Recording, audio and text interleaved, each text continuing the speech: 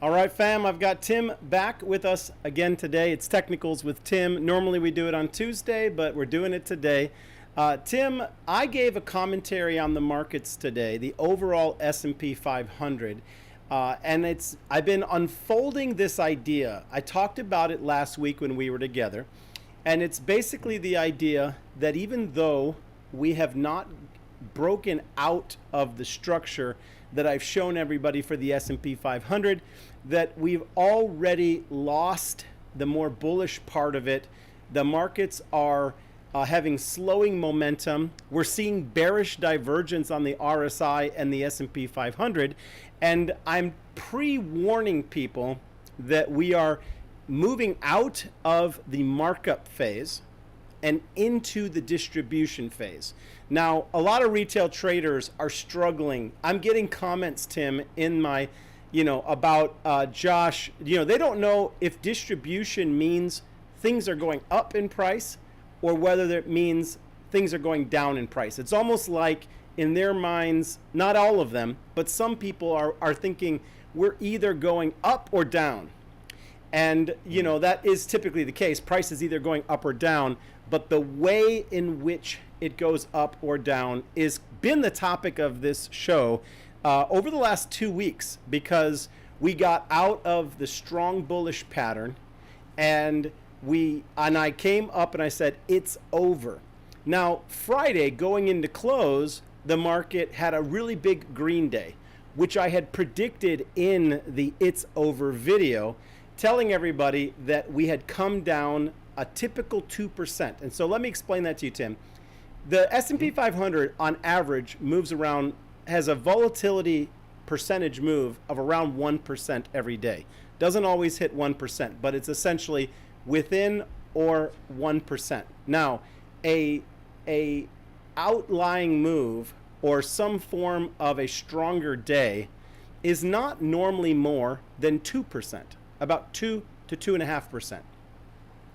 Then we've got 6% corrections, 10% corrections, and 20% crashes, okay? Yeah. So when we had come down for a number of days in a row, we had gotten to like 2.2%. So I knew that the markets were going to slingshot up. But the fact that we were where we were was enough signal for me to know that the bull cadence of the bull run had come to an end. And so that's why I titled that video, It's Over. But a lot of people were expecting the floor to fall out from underneath the market and for us to crash 20%. The It's Over means that the expected daily move up that's within a tight price pattern, that's over. Okay. So what I'm saying is that right now, we are going to likely move over the course of the next couple weeks, and we're going to make a new high, which is normal for bull markets. When they roll over, volatility increases, and we have a strong wick day that it makes it look like we're going back into the bull run, but we basically wick up to a new high. It's typically the point of failure, and then it precedes a stronger downturn. Initially, that downturn would be at least 10%. Now, if we got to 5,400, between 54 and 5,500, and we saw that wick candle, then a 10% correction would actually bring us back to that 4950 on the S&P 500. So I'm starting this show off diving into this idea and trying to re-explain it. But now I want to tie Bitcoin into this conversation so that people can kind of see what I'm imagining happen all in one picture. So the markup phase on the S&P 500 appears to have ended from my technicals. We've entered into a distribution phase, which is marked ultimately by a rejection candle at the top of a longer phase move. I'm predicting that in the next couple weeks. So we could get there very, very quickly, maybe 30 days, but we'll say 2 weeks to 30 days. Now, simultaneously, Bitcoin has been slowly moving back up towards this critical spot of around 72,000. And it also is not quite as high as it had previously been, but it's getting up to where it had been on less momentum. So it's very similar to the S&P 500. And I'm actually been predicting the same thing there, is that we're going to see a wick candle. It's a breakout move, but I'm actually predicting that it'll be a false breakout. A wick candle up to around 74, 75, 76, 77. It'll get up there, will ultimately get rejected, and we will have a much harder decline over on Bitcoin. Now, that is part of a prediction that we'll see that in the next couple weeks here in June. And then after that, we're going to see Bitcoin dominance begin to fade, and we'd get an altcoin summer rally. Now, I know that I've laid a lot before you to digest, and I know that you spend, probably more of your time on crypto. I'm just curious, what in my view would or wouldn't fit into your current crypto analysis? Yeah, I think I'm with you on a lot of things, and you're going to know the stock world and the S&P 500 better than I do in terms of the cycles. When it comes to Bitcoin, I'm on board with you. I've actually, in the recent week and a half or so, told my community over on Investing Bros, hey, the next breakout spot that we're looking for is going to be about 75,000. Don't get me wrong, there's going to be levels of resistance at around 72. There's going to be levels of resistance at 74, because that would mean, as we're wrestling with 74, we're setting new highs for Bitcoin. But I like the 75,000 for a breakout based off of the symmetrical triangle that we're breaking out of currently, or we broke out of the other day. Now, I think we come back down, but I'm a little bit different than you are, because I have a fractal that's in play, and I need to share my screen. Go ahead. I had not shared it just yet, but because what we're talking about right now, I think you and I don't know if that transferred to the second person. Give it just a second there. Okay, give me a minute. Yeah, you're good. I'm gonna. But I'll tell. Right, I'll tell people. Oh, there we go. Perfect. Your screen's up. I think you and I are kind of in agreement. We're looking at a move up to here, right? And I think we keel over, and I think we're both agreement that more than likely we hit 75 range. You said a little higher. I think it could go a little higher. But I think we're in agreement on that move, right? So we both think we probably come up, set a little small, new higher high, and then keel over a little bit. I don't know what level you think price could come down to. I know some people are going to probably say there's a lot of liquidation still at 55,000. That could be interesting. But I think this is eerily similar to a move that we made back here in 2020. Now, actually, it'd be better if I showed you this chart, because I actually have some things already mocked out on it, different exchange. But here we have the halving event back in May of 2020. We didn't fall down into it, mostly because we were doing such a big job of rallying up after COVID, right? So it's a little bit different times, but ultimately we had boring sideways action post halving, and it actually kind of even drifted a little down. Then we had this initial spike, this move to new highs. We had a little bit of a fall, but ultimately what it did was that boring level that we had, the overwhelming resistance, if I zoom in here a little bit more, and I'll go ahead and put a horizontal line here, the overwhelming resistance right here after the breakthrough became the support, the last level of support before, of course, there in October, November, Bitcoin would go and take off, and we'd never come back down to these levels of 10,000 ever again. I'm kind of watching it be very similar, because when I come over here and I look at this current trajectory, we rally up before the halving, the yellow vertical line.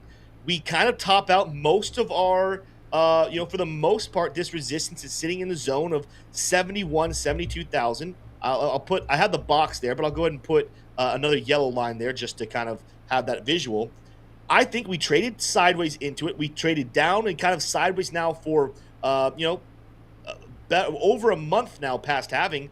I think it's not out of the cards to see 75, maybe even 80K. Actually, I guess I'll go a little higher. 80K is kind of my level of, like, maybe we get that high, and then we keel back over, and people start to freak out because we start to drop, maybe even quickly. We might even have one day where we lose, 10% on Bitcoin alone. But then we retest this level that was resistance as support, and I wouldn't be surprised to see us kind of slowly but surely start to make our way. And then later this fall, Bitcoin makes a similar move to what it did back in 2020 and move to the upside.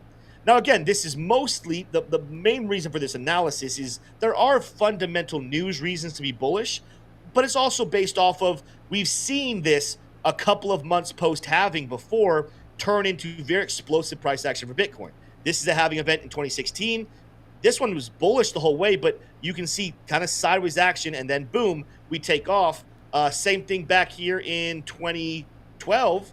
If I zoom in here a little more, we cross through the halving, go sideways for a couple of months, and then boom, take off. Of course, we saw it happen in 2020 as well. So the 4-year cycle in Bitcoin suggests that normally people get so excited about the halving event that they start buying beforehand, but then they get a little discouraged when we trade sideways afterwards, only to find that if you just were patient and waited a couple of months, that bullish catalyst that is the halving event will play out down the road. And my expectation is, I think that even if we get this explosion above 74,000 and set new highs, I still don't think we're out of the woods for the crazy explosion. I think we're still waiting for the fireworks to go off August or September of this year.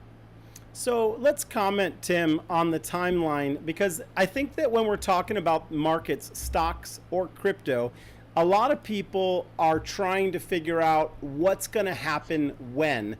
And when we look at charts, we have a sense of what's going to happen, but one of the biggest challenges is actually determining when. Sometimes it takes a specific news event to trigger something that we see in the charts. So, it's been projected by, pretty much I've been hearing it everywhere. I don't know anybody disagrees that the Bitcoin high that most people are expecting will occur in September of 2025. What argument, first of all, do you agree with that? Until there's a reason to change that, the 4-year cycle has been so consistent that that is the right timeline. There are things that could come in and change that, but until I see major catalysts make those moves, I've been planning and preparing the bros community for the September, October top in 2025. Okay, and I'll change it if we get closer. If we all agree, okay, let's talk about something that would cause that to change, or something that should concern us, and that's the fact that we reached a new high earlier before the halving, and now a lot of analysts are pre-warning, as I am going to pre-warn now, because I would agree with these analysts that this particular cycle, if I had to guess, would likely be continuing to move sooner. And so the time frames that we have given it in the past might very well be compressed in this cycle. Is there any argument that you have thought of or heard which would cause you to think that that might not happen? The 4-year cycle might not happen? No, that basically the peak would be in September of 2025. I'm suggesting because we got to a new high before the halving, that all of the movements that we should be expecting in this 4-year cycle will happen sooner than people are expecting. It's going to be a continuation, of sooner. Have you come across anything that would cause you to think that that would happen, or that it would just stick to kind of that September benchmark? Yeah, okay, so the reason why, and it's a very valid argument, anyone who says, hey, we hit a new all-time high soon, could we hit the peak sooner as well? It's a valid argument. Anytime you start to say, well, this is the first time this has ever happened, you're going to have to start looking for other firsts to happen as well. But there's an argument that I'd make, and I don't even actually know if other people have made this argument or connected these dots. I've made it to several people that have said, that was interesting. I've never heard that. That makes sense. If we share my screen here again, I'll talk a little bit about that. There was wide-held belief, very wide-held belief. I'm just going to throw it somewhere around here with 106. A lot of people back in 2021 believed, based off of historical analysis, that Bitcoin really should have made its way up here over 100,000. Let me put a pin right there just so you guys can see it, because I got a lot of lines up on my chart. I don't want you guys to get lost on it. Right, so back here in 2025, based off of the movements of previous cycles, many people expected 100,000 to be in play. Now, of course, as we got into 2021 and we peaked at 69,000 and started to drop, it became very apparent, all right, that's not going to happen. Something changed. But I'll tell you this, there's this concept, and I'm sure you've heard of it, Josh, that when you have new innovations, you have periods of time. And let me go to the weekly chart just so I can see this a little clearer. You have periods of time where you go through phases of first they ignore you, then they laugh at you, then they fight you, and then they join you. And it's actually really interesting when you compare it to Bitcoin, what the 4-year cycle has looked like.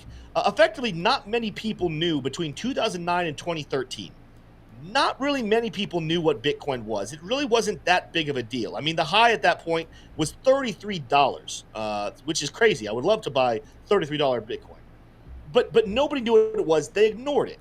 But then you started to see between 2013 and 2017, you started to hear about Bitcoin kind of being made jokes on a TV show. Maybe here and there, someone in the finance world would joke, oh, maybe I'll just go buy Bitcoin with it, right?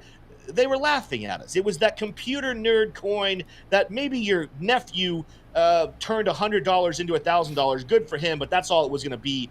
Take your profits, son, and go invest in something real. They just laughed at the whole concept of Bitcoin. But then between 2017 and 2021, they laughed here.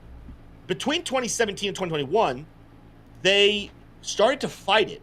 We had a lot of institutional fighting Bitcoin, meaning they were suppressing it. They were printing articles saying, stay away from this dangerous coin. It's a danger to the planet. It's a danger to your bank account. There was a heavy suppression in price. And I have a hypothesis that we really should have gotten closer to 100,000. However, because of the suppression, because of the lies being told by the media, we topped out early. But let's pretend that Bitcoin had made 100,000. This is the point I'm trying to get to. If we had made 100,000 and this was the top, let's just use our Fibonacci levels. This has Bitcoin before the halving peaking out in what I would like to call the platinum pocket, which is the 0.786 level on Fibonacci. Well, if you come back here and you look at Fibonacci from the top of 2017 to the bear market back in, this would be December of 2018, where did we peak out pre-halving? The platinum pocket, 0.786.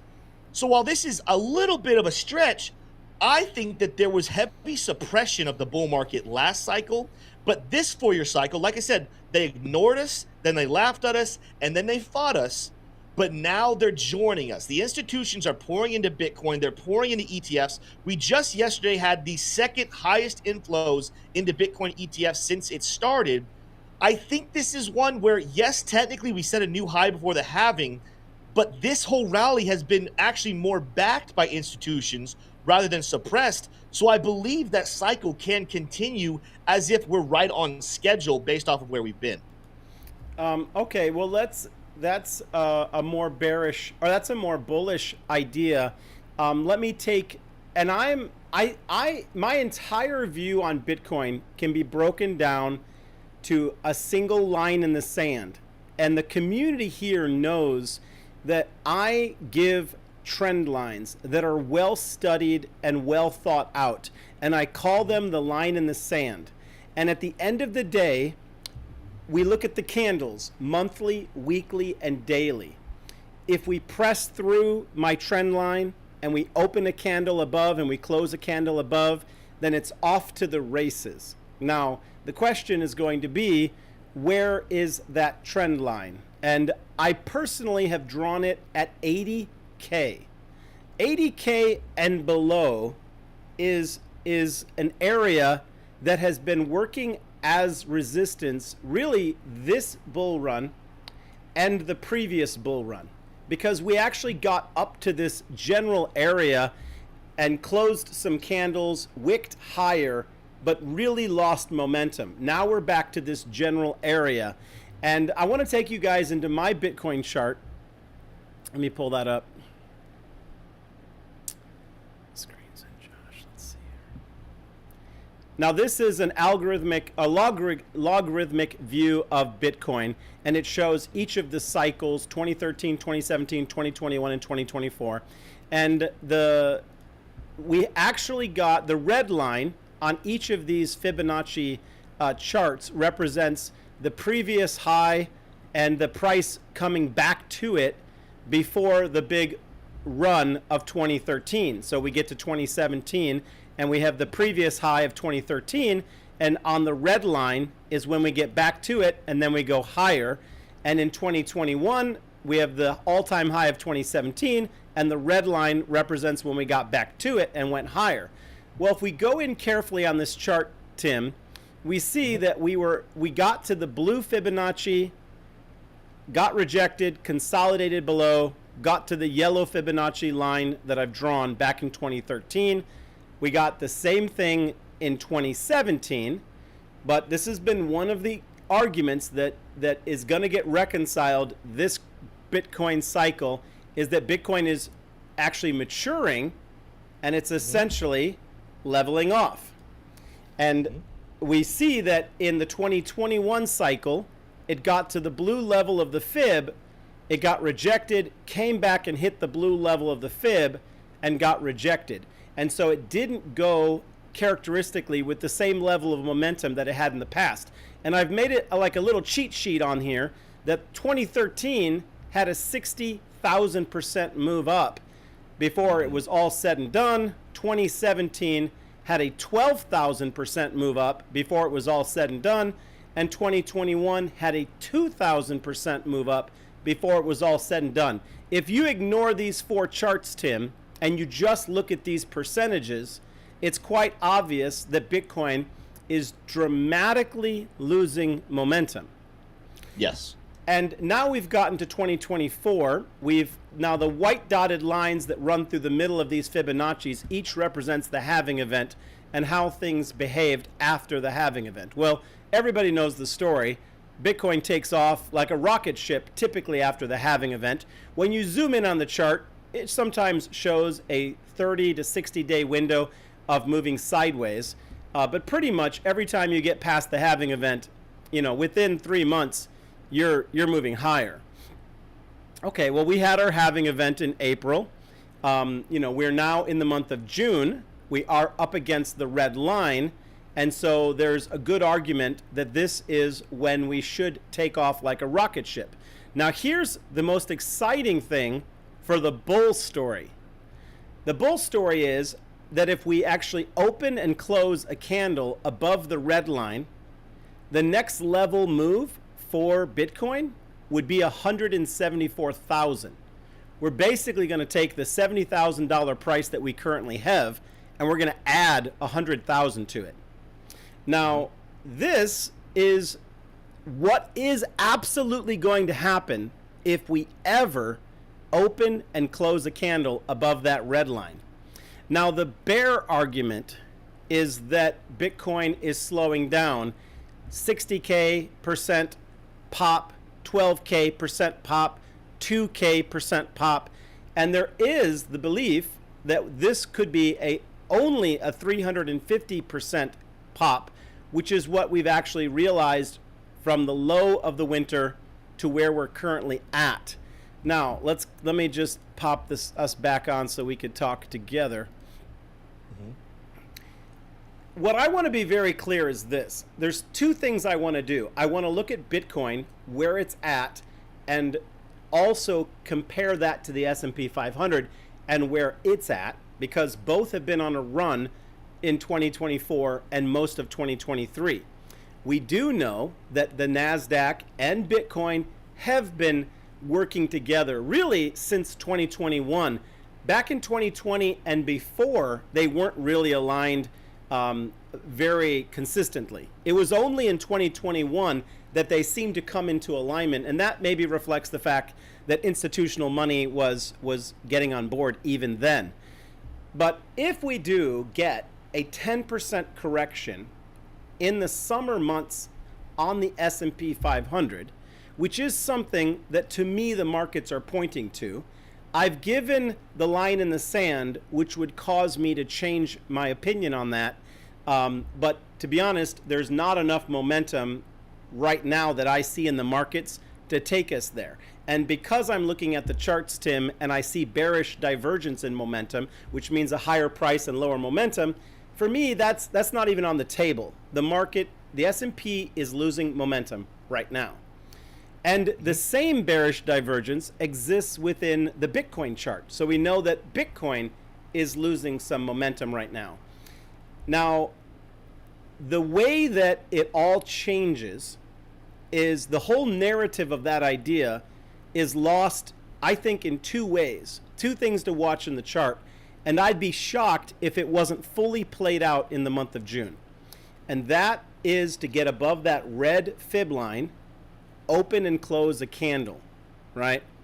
If we're at the red line now, I'm suggesting the S&P is going to wick to 5,400, and I'm suggesting Bitcoin's going to wick to 76 or 77. But if we then reject back beneath my support lines on both, then it would point that now's not the time that Bitcoin is going to go to 177,000. And let me make that point, Tim. If we get that confirmation in that fib zone, trust me, it will go to 177,000. And so another way of asking the question is, do you see the momentum for a move to 177 right now? Yeah, so if I'm just comparing it to Bitcoin, and I very much understand comparing it to the S&P 500 and looking at some comparisons there, I like, though, to take a look at even historical movements on Bitcoin. And I understand, the trajectory. I think you're making a very good case with, we had the 60,000% rally, and then 12,000, and then 2,000, and then if that stays consistent, it puts us about 350 because we're constantly dropping by that percentage. The issue, though, is then it comes back into the fundamentals of what Bitcoin is now being perceived as being, and the amount of money that's coming in. So equivalently to this point, we did everything. We got up to 70,000 with little to no institutional money whatsoever. And we know, there's trillions of dollars of debt. There's trillions of dollars in stock markets worldwide. I think we're seeing a massive amount of that going to start pouring this year, into Bitcoin. It'll have to take a lot longer to get there. But I think there's an acknowledgement that Bitcoin is still young. I mean, but in reality, it's only 16 or 14 years old, 15 years old, in that range. That's still a very young asset. And the fact that institutions are just now getting their fingers into it, I think there's a very decent shot. I'm a little higher. I have the target for Bitcoin around 190 to 210. So roughly 200,000 is my Bitcoin prediction. What is the basis of that? So the base of that would have to do with there's a lot of belief that $11 trillion could/should come into crypto in general. So if you were to take all the crypto together and add their market caps together, $11 trillion, some people believe actually is a low number. I think that that's a very realistic number.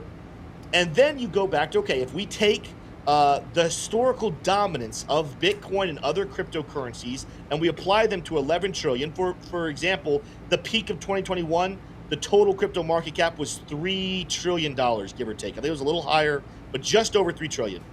If we go to 11 trillion, and then you look at the history of Bitcoin pulling back between 35 to 40% dominance at the peak of a bull market, 35 to 20% or 40% dominance of $11 trillion gives it between a $3.3 to $4 trillion market cap. And then when you find the supply of Bitcoin, you do the multiplication, or rather the division right there. If you take the market cap divided by the supply, you get yourself a price. And when you do that math, that leaves you with, again, hovering somewhere right there in the $200,000 range. Well, I have heard that argument, and I actually watched one of your videos recently, and I heard you reference it. I don't. You're talking reasonably about what aspects of adoption could look like. Okay, but I can't myself rest. I'm going to be looking at the charts to find those numbers. And I don't find those numbers in the charts. I would tell you that, going back to my screen real quick, the fib has consistently been a representation of strength, right? Each of these levels, if you go in and you look at them, there's been a relationship. The entire history of Bitcoin has respected these levels. And at the moment, the first 2 cycles, we were able to hit the same level to the T. If I zoom in on these, you guys can see, my charts are drawn, but trust me, the chart's right there. It hit this level of the fib to the T and rejected off of it.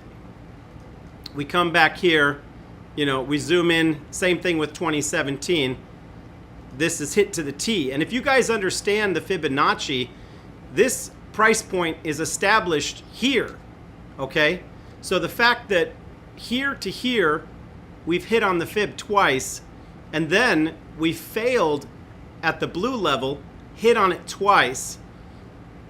Again, you say, what determines where the price point fails? Well, this Fibonacci, the price has respected the Fibonacci each and every time. Now, I'm looking at this in a little bit more of a simple light. The current fib level that we will hit if we break this red level is the 171 price point. Technically, if the fib, which has been consistent the entire history of Bitcoin, remains the indicator of price, which it never hasn't.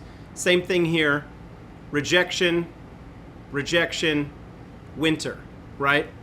We've come up again.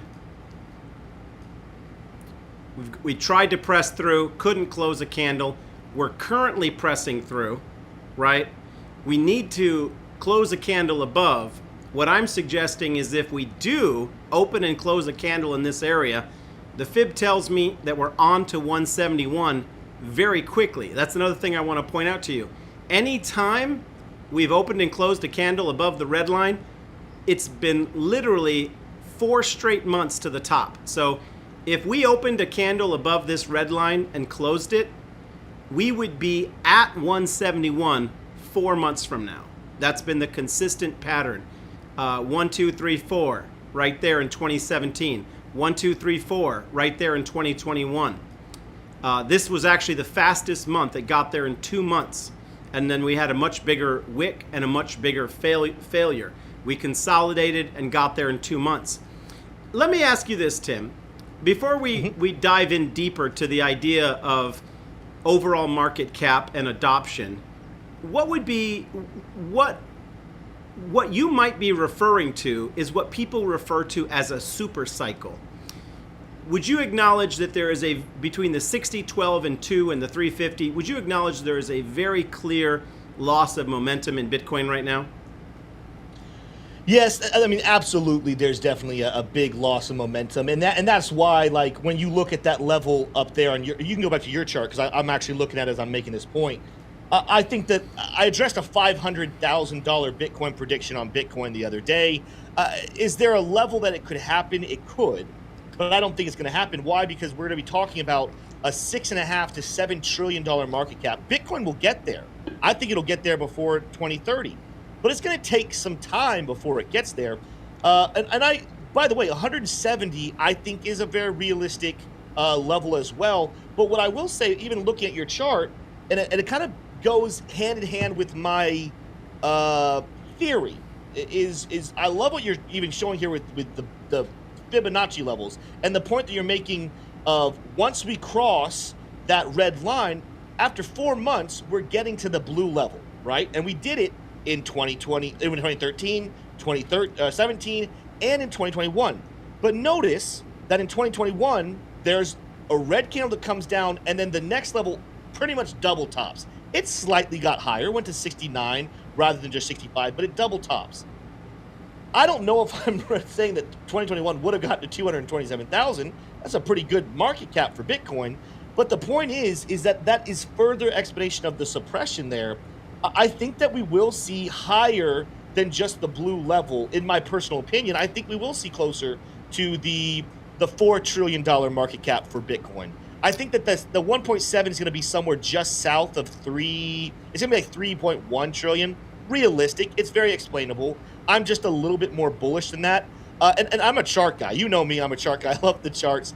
On those longer time frames and on a coin that is still, again, only 15 years old, it's very young, I do take Fibonacci levels with a grain of salt. I do look at them and I say, all right, this is awesome to see how this is working out, but there are factors that play outside of that. And as you and I know, the TA is simply the basis of using chart mathematics to try to look at how consumers have responded psychologically and saying that, hey, more often than not, when we see this happens, this has happened in the future. So it's also still a game of saying, hey, we're trying to read the psychology of where the market's going.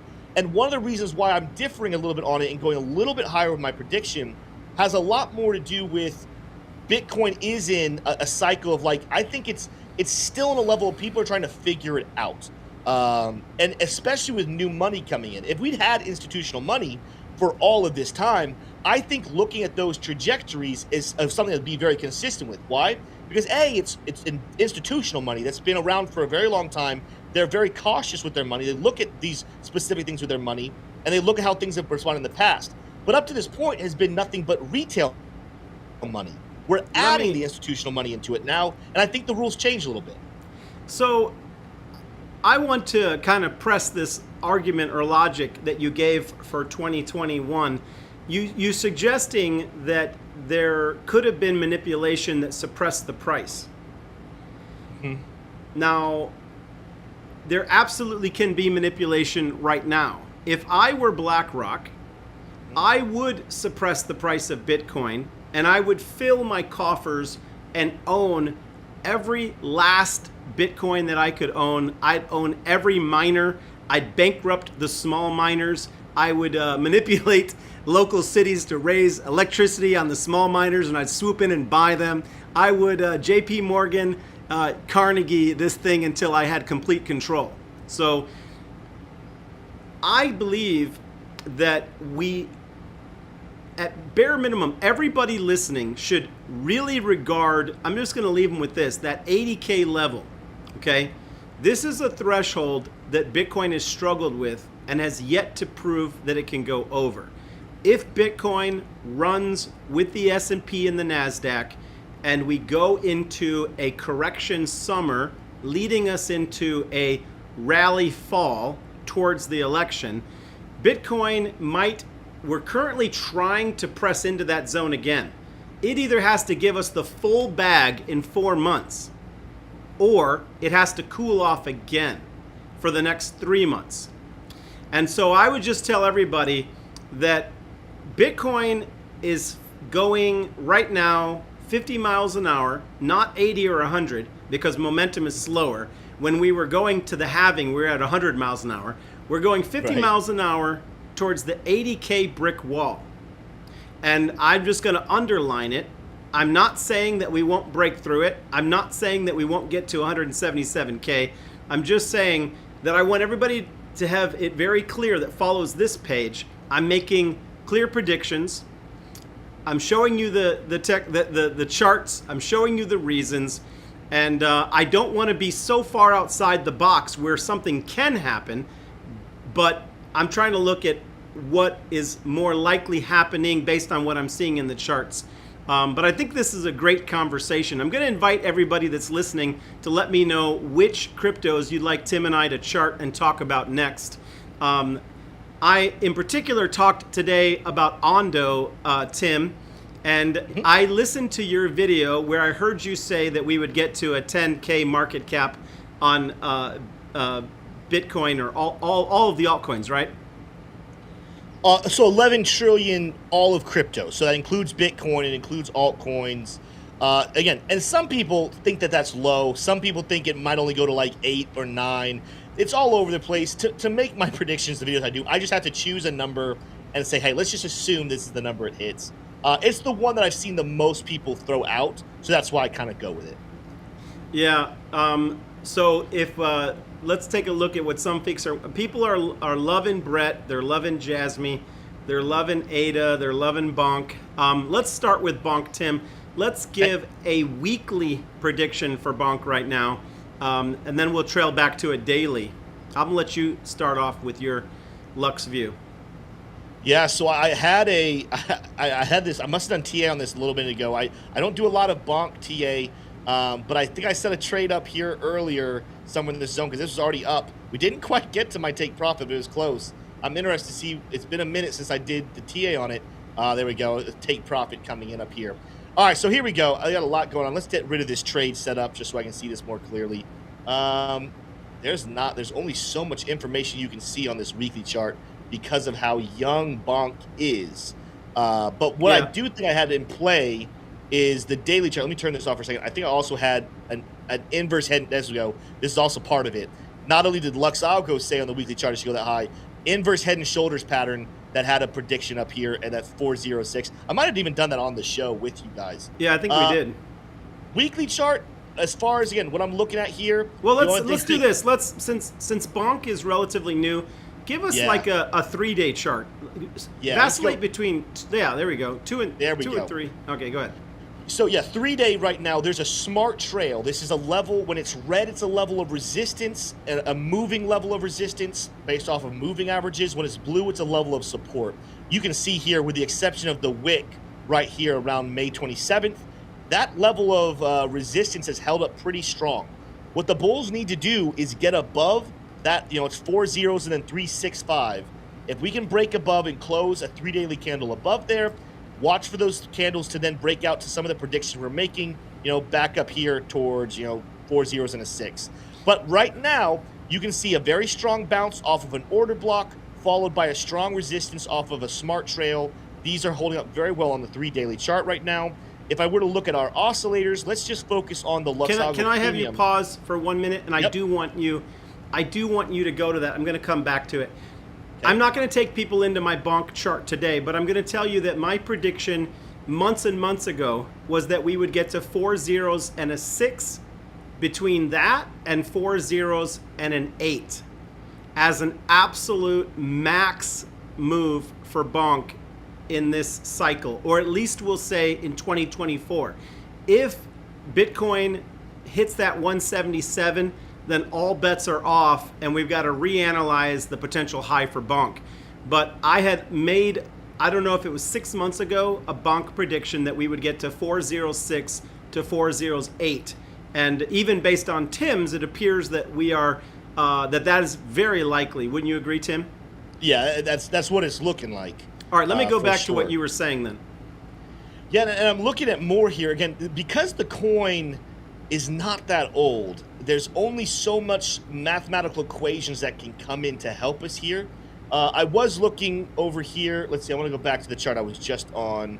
I think I was on Coinbase. Yes, I was looking at the same thing. There's no money flow because on the 3-daily chart, we don't have enough candles for the calculation of money flow up or down. So stick with me on that one. We're going to have to look at some other lower charts to get that one. But what we are seeing out here on the 3-daily chart, we recently have had bearish divergence, and we've seen a reversal and bearish momentum come in. So the 3-daily chart is showing potential signs of a reversal coming in. But again, I want to make sure people understand, you got to take this with a grain of salt on this high of a chart, because we only have, let's take a look at how many candles we have in play here. You only have 59 candles on a 3-daily chart. So there's only so much information it can take in. Okay, let's go ahead, finish up that, Tim. I wanna jump into Chainlink. In regards to bonk, I will share this thought with you guys. There could be a back test of that neckline. There could be a back test and a takeoff to the 406, 408 range. The little weakness that he's seeing in the charts could just be a momentary pullback over the course of 1 week. And then that would be actually your best buying opportunity for the last big push of bonk in 2024. Someone had asked me to give my thoughts on your link prediction. And I'm going to say this. Me and Tim are having this conversation here today. For me, this is a true statement. Price is truth. And so unless I can see it on a chart, it's not my area of purview. That's not my speculation area. I do look at the storyline and I do look at the fundamental, but when I look at the market cap, total market cap of crypto this cycle, the view of what it could achieve, I would agree with what he's saying, that is possible. But I see more reasons for, I see a strike against that idea, which is decreasing momentum. So you would need for me to come out here and say, guys, we got a momentum shift that's blowing my mind. It's a game changer. Until I see that, I've got to pretend like the 10 or 11 trillion market cap idea doesn't exist. I can't acknowledge it. It's sort of like you're telling me something's behind door number one. I'm not going to be able to, I don't know that for myself until the door gets open. The door opening on that view is a momentum shift. It's not there. So I've got to stay in the room that I'm currently in. And for me, that's only what I can see on the price charts. Now, I'm going to answer it that way to answer their question about what I think of your link prediction. I don't, your link prediction is I think that's, again, it's a best case scenario. Wouldn't that be right, Tim? Yeah, yes. I make 4 assumptions, and if those assumptions are wrong, it will not happen. And I think you're absolutely right. I want to make sure people understand, because we are having a little bit of it's kind of a debate, but at the same time, I love how, Josh, you're putting this. You're wanting to see them on the charts. I'm making predictions that charts will be broken, which happens from time to time. But I'm making those predictions based off of the assumption that crypto is going to change some things and people aren't ready for the norms to be in play. And I think it's a very, very respectable argument to say, you know what? I want to stick with the trend and the trajectory until I see something different. It's a very wise way to go about it.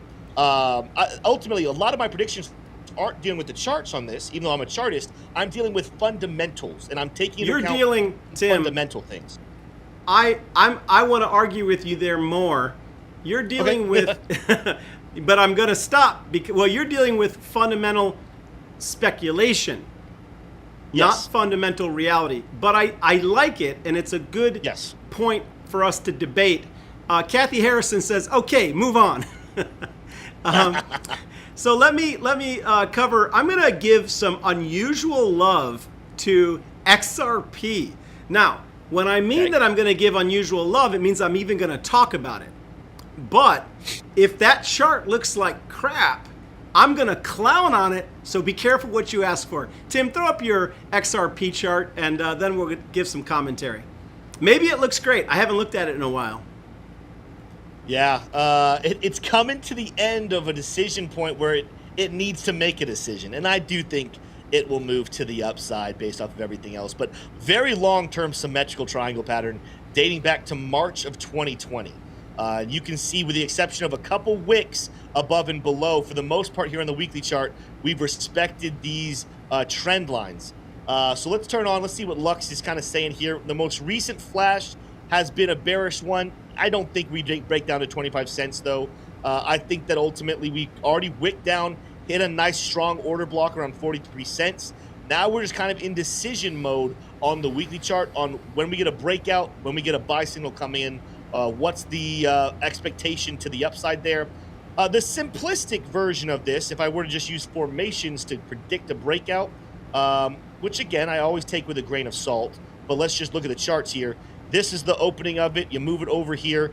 Could we see XRP make its way to 561? That's honestly not a bad prediction. All right. Let me ask you this. So here's what I want to point out to you, Tim, regarding these formations. Okay, and I've got to do it on your chart.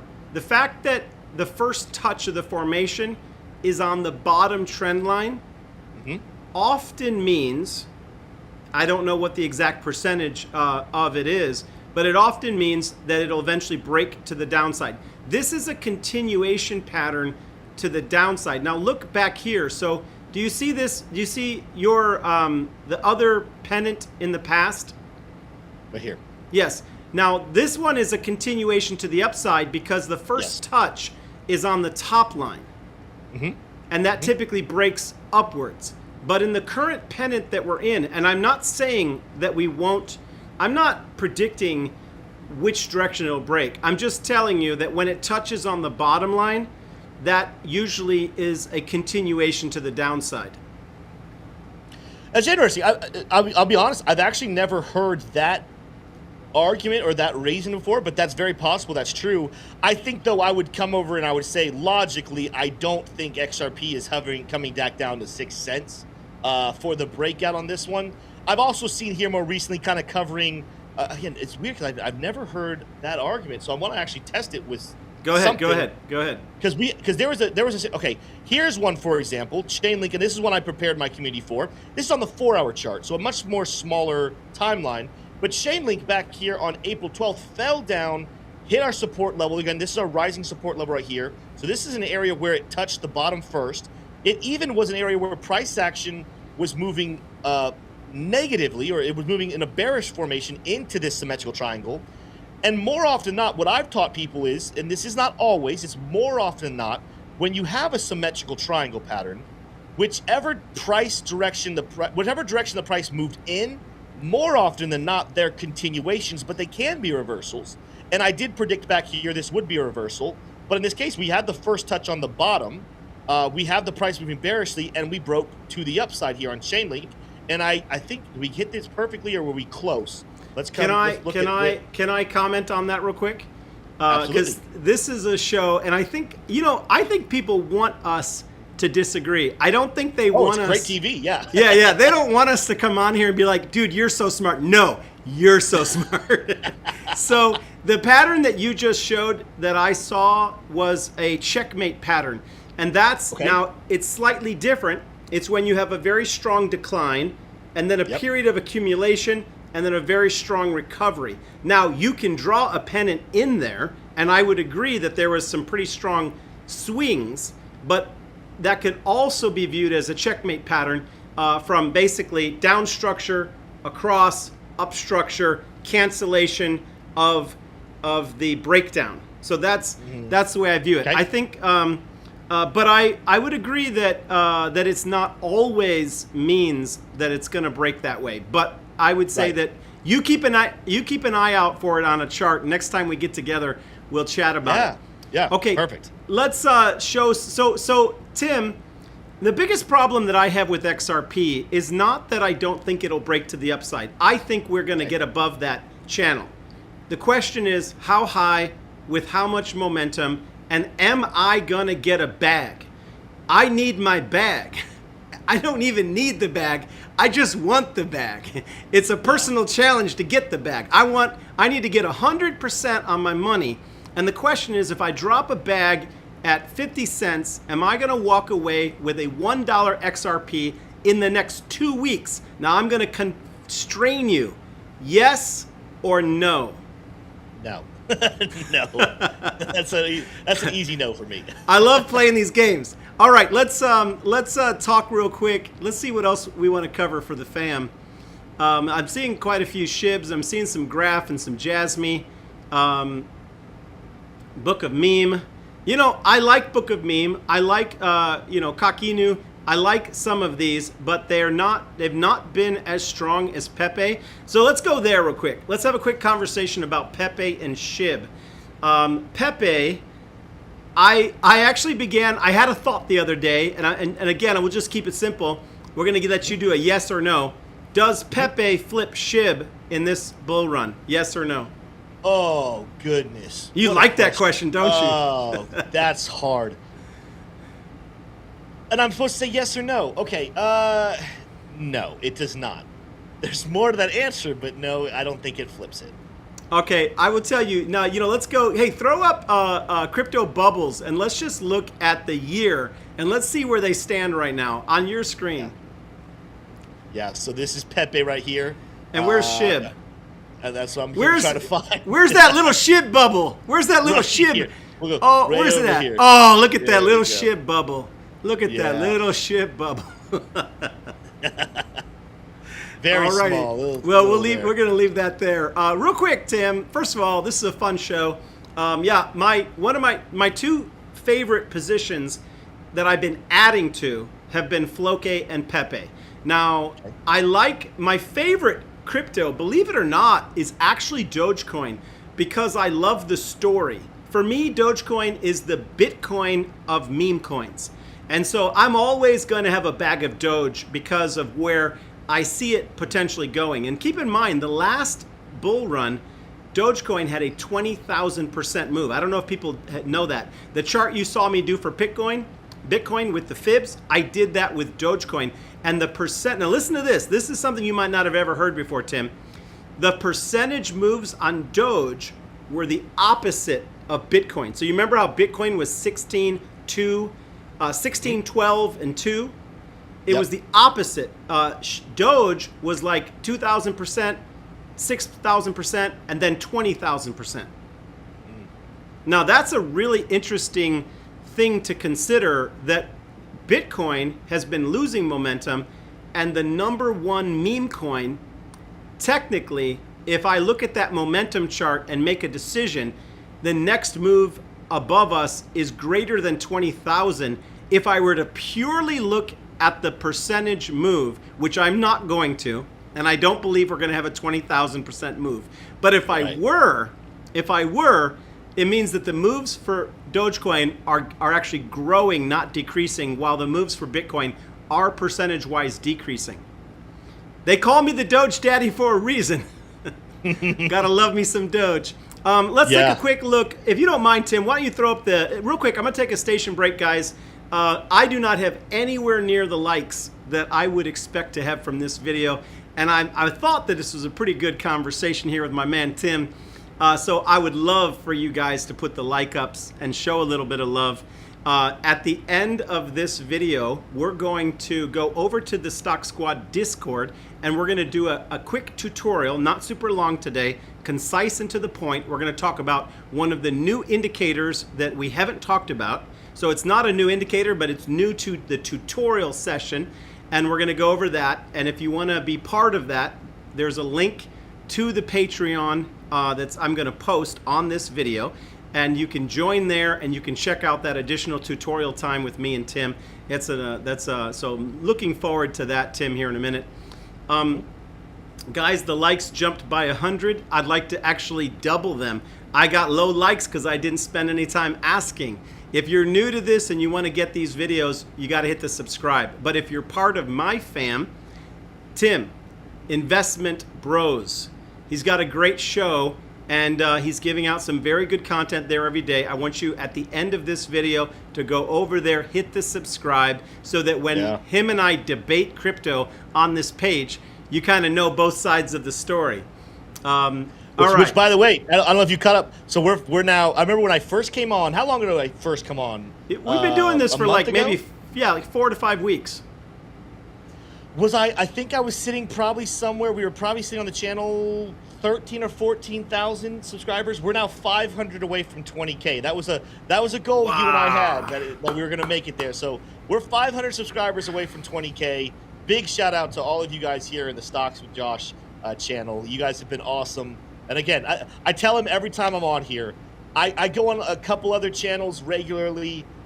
It's hard to find as amazing and uplifting a community as what you guys are here at Stocks with Josh. So shout out to all of you. I know Josh is the face, but I always say with every channel, those of us who are on camera, yeah, we're the leaders, we're on camera, but you guys are the community. You're what makes the channel so special. So big shout out to all of you guys. And I know Josh is very appreciative of you guys as well. I am. I truly love these guys. And before I shoot a video, I walk around my office and I pray and I ask the Lord, help me do something to make these people money, especially in the economic climate we have, where you go to the pump and you're just like, what? You go to the grocery store and you're like, I guess I'm on a diet. You go to pay the rent and they're saying, guess what? It's not the same price. We're raising it. So it concerns me, and I want to help make people make some money. I'm going to cover one more crypto here, guys, and I'm looking through the chats to see which one it should be. I'll make a comment on NEO. Yes, we're in a NEO play. Tomorrow's D-Day. It's earnings. If they do anything better than expected, it's perfectly positioned for a very strong move up, possibly as high as $7. Okay, this would be a change of character for NEO. This has been a crypto show, but Tim, throw up Neo and give me your money flow thoughts on that, if you don't mind. Yeah, I'm going to kind of look at it. First of all, you see these types of patterns in stocks frequently where you have the sustained, very healthy, higher high, higher low. Then you have a big pullback, and then you start the slow recovery here. So I'm in agreement with you. Now this, real quick, Tim, you want to pull up NIO. NIO. Okay, I'm looking at Neo. Okay. Well, you know what? Hey, guys, NEO looks pretty good, too. Let's it did, actually. It did. All right, here we go. So very much a sustained downward trend. So very different here. Clearly never done this chart before. So I'm just going to go ahead and start off by saying I want to start with the oscillators, actually. I want to see how overextended we are. Now, weekly chart, not loving where stochastics is. I don't necessarily love that we're wrestling with the 50, but if we break above the 50 on the RSI, you start to cook with grease here again. Main one I want to look at here. All right. We've had bullish divergence. That's a plus. We've had a green reversal flash. That's a plus. And we're now under bullish momentum. I want to see the money flow turn positive. To feel good about Neo on the weekly chart, I want to see that money flow go positive. It's something that definitely could happen. But at the moment, not necessarily. But let's look at the weekly chart here more recently. We have recently received a buy signal, and our take profit is going to take us up between $12 and $19. There is going to be that moving resistance at about $8.40, give or take, or $8. Let's just say that's going to be an interesting spot. That's the daily chart. So Tim, if we keep an eye on that, the daily chart. So the daily chart. A move realistically to $7 to $8 is absolutely in line with earnings tomorrow if they do something that's a positive surprise, wouldn't you say? Oh, absolutely. I was, now I'm looking at the daily chart. People are going to say, okay, Tim, aren't we under a sell order on isn't Luxago saying sell? Aren't we saying take profit down at $3? No, I actually tell people all the time, if you're going to sell and that is the bottom candle of the movement, go ahead and disregard. It was a mathematical false signal. I like what we see here with bullish action, and if we just get any more bullish momentum, which if we get, like you're saying, if the numbers are good, the bullish momentum will start. We will print a buy, and more often than not, wherever you see the stop loss on the false signal, we're probably going to reprint the take profit in that area.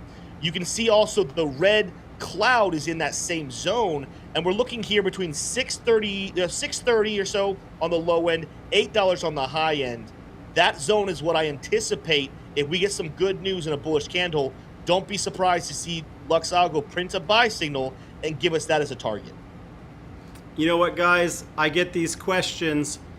Can we do SoFi? Can we do NVIDIA?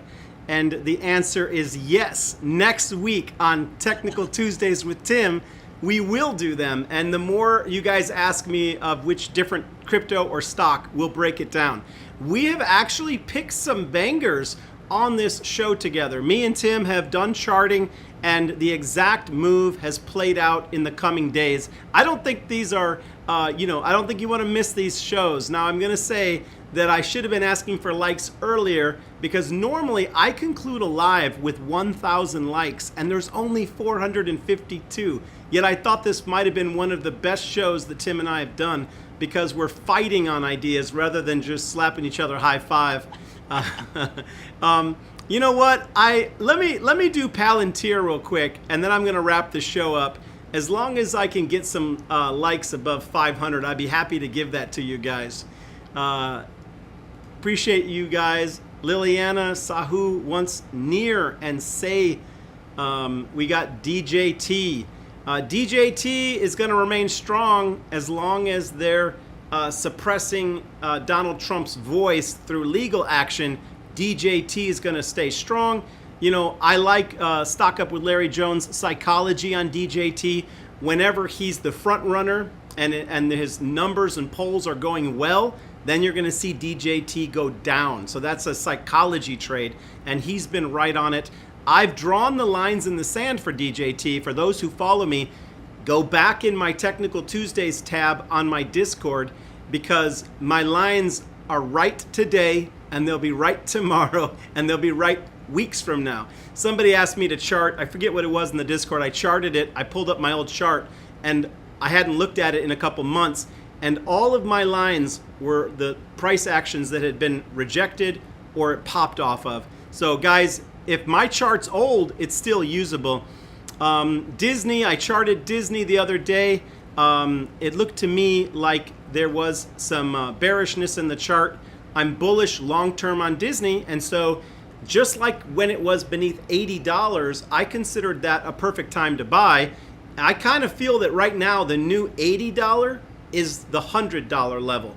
So if we're underneath $100, that's the new $80 level for me on Disney. But you can get the exact technicals in the. It looks like we're going to get to that 500. I gave you guys a minute to pump my 500. All right, let me go into what was I going to chart again, Tim? Palantir.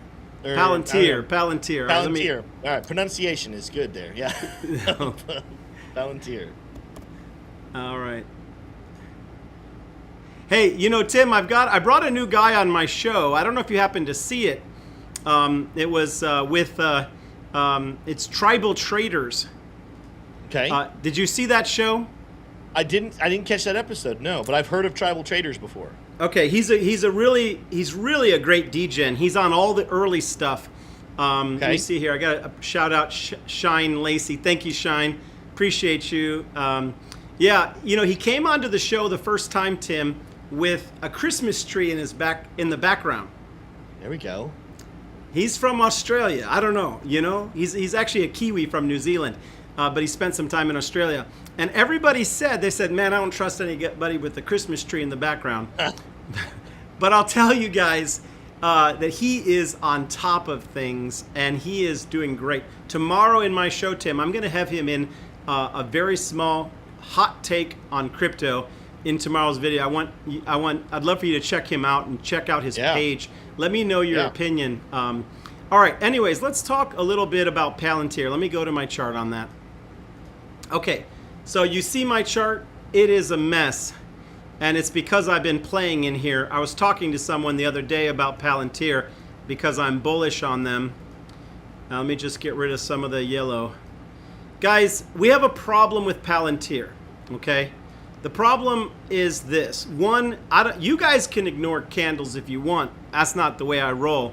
We've got a pretty bad candle here. It's a gravestone doji, but we're still within this descending channel, which means that we technically could break out of it to the upside, okay? But we're coming up against this price point. We're coming up against the need to touch the bottom of this channel, which we haven't touched. And in my opinion, it's going to be somewhere around $20, okay? That touch is going to be somewhere around $20. Now, here's the main thing I want to point out to you guys. Let's assume for a minute that it holds. Let's say it comes back, hits this channel, and takes off like a rocket, okay? Let's look at a smaller time frame. We're looking at the monthly. I want to go to a smaller time frame. Okay. I'm going to be watching very carefully for the touch on this channel on Palantir. We need for it to touch, and we need for it to break higher back above the middle of this channel, okay? If we open, I can't keep this any more simple than I'm going to right now. If we open and close a candle beneath $20 outside of this channel, then I'm actually super excited because I'm going to be looking for it to come back to structure. Guys, don't doubt my structure. Trust me, my structure is structure. I'm going to be looking for it to come back to $15, where I'm going to buy my biggest Palantir that I've bought yet. Because I'm actually, Tim, I'm really bullish on this company. I think that they are the right equation of AI, cybersecurity, working with the government. Their PE is a little bit expensive now, but I think they're going to fill it up over the course of earnings. And I just think it's a matter of time. And I'm going to make this point. So back in the day, Tesla went sideways in consolidation for a long amount of time. And right before it broke out to $415, it actually dipped from $25 to $15. Now Palantir was just up at $26. It's sitting at 20, and there's going to be some folks out there that are going to believe that it would be impossible for a dip to 15. But I'll tell you, through my decades of trading, often right before the biggest move up, which I believe in 2025 could be a $100 Palantir, right before the biggest move, I'm expecting the biggest FUD breakdown, which right now would be an open and close beneath that channel. Now, I don't know if that's going to happen. I just want it to happen. Now, I'm holding Palantir, so it'd make me sad. But here's a rule of thumb I've given on this page, and if you listen to me, guys out there, this is a making millions mind frame I'm about to give you for trading. You should be using a stop loss, but if you're not using a stop loss, then you need to be prepared and able to buy the same size position from where you should have used a stop loss to where it eventually goes. Okay, so if you have $50,000 in Palantir right now, and it drops down to $15, and that becomes, I don't know, $37,000. You need to be able to drop another $50,000 at that $15 level. Now, it doesn't matter whether it's tens of thousands or thousands or hundreds. That's what you need to be able to do. If you can't do that, then you should have a stop loss underneath that ascending channel, because that would be the appropriate discipline. Does that make sense? Yes, to me, yes, it makes a lot of sense. Thank you, JH. Appreciate you. He's asking for Riot, but unfortunately we're out of time. So we do have a very bullish move. The Palantir is going to be added to the S&P this Friday, which would be a very good reason for it to move back to the top of the channel. That's why I'm not selling any of my Palantir. I haven't sold any of my Palantir, and I'm not using a stop loss on it right now because of what I've told you. I have a buy only attitude towards Palantir, and that's me. I'm just a little bullish. I believe I'm kind of like Tim on the speculative fundamentals of Palantir. Okay, which means that I'm waiting for the bigger move, and I'm accumulating the entire time. I'll tell you, if you're saying it's true, AI and government are involved. Those are two speculative reasons to be very bullish. Yes. Thank you, Blanca. Appreciate you. Hippo character spins around in his chair, arms flung up in the air. Appreciate you bringing some humor to the page today. Love you guys too. I'm gonna. I think NEO earnings is on the 7th. Could be. When I looked at it last week, I thought it was Thursday of this week, but maybe I'm wrong. I'm gonna leave it right there. I appreciate all of you guys. If anything, that gives us more time for the price move that I'm expecting to happen. Guys, on your way out, hit that like. Thank you, Tim, for another great show. Appreciate everything you contributed today. Awesome. Thank you for having me again. We'll see you guys over in the Discord in 5 minutes.